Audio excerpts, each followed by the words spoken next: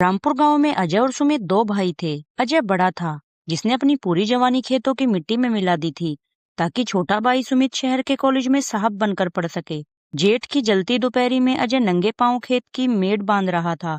उसके पैरों की बिवाइयां फटकर खून उगल रही थी, पर उसका ध्यान सिर्फ इस बात पर था कि शाम तक मंडी में अनाज पहुंचाना है ताकि सुमित की नई बाइक की किस्त भरी जा सके। जब वह घर लौटा तो भूख से उसकी आंतड़ियां कुलबुला रही थी। अजय, माँ, बड़ी तेज भूख लगी है, एक रोटी दे दो। माँ, सुमित के बालों में तेल लगाते हुए। अरे अजय, रुक जा थोड़ा, सुमित अभी सोकर उठा है, उसके लिए मैंने ताजे और गर्म पराठे बनाए हैं। तू तो थोड़ा रुक कर भी रोटी खा लेगा, तू तो वैसे भी पत्थर जैसा मजबूत है। अजय मुस्कुराकर रह गया।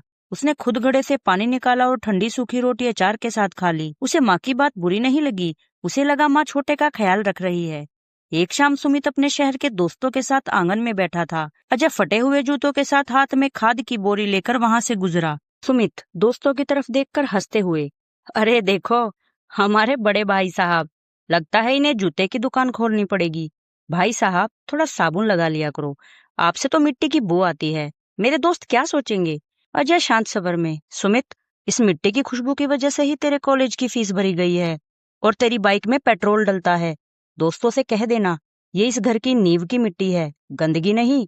माँ बीच में टोकते हुए, अजय, फालतू बातें मत कर, जा पीछे के नल पर हाथ पैर धो ले, तेरे कपड़ों और पैरों की मिट्टी से घर गंदा हो रहा है। अजय ने कुछ नहीं कहा। उसने अपनी फटी बनियान के नीचे उस अपमान को दबा लिया और चुपचाप पीछे चला गया। सुमित की शादी के बाद माँ बाप का रवैया बदल गया।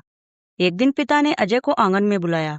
पिता, अजय, घर में जगह कम है, हमने तय किया है कि तू और बहू पीछे के पुराने बाड़े में अपनी रसोई अलग कर लो, वहां तुम शांति से रहोगे। अजय की पत्नी ने जब विरोध करना चाहा तो माँ चिल्ला पड़ी। उस वक्त अजय की 5 साल की बेटी भागती हुई रसोई में गई। बेटी, दादी, सुमित चाचा वाला दूध मुझे भी दे दो ना, बहुत भूख लगी है।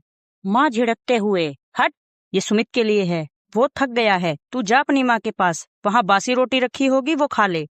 अजय ने यह देख लिया। उसकी आंखों में एक बूंद आंसू की चमकी, जिसे उसने पी लिया।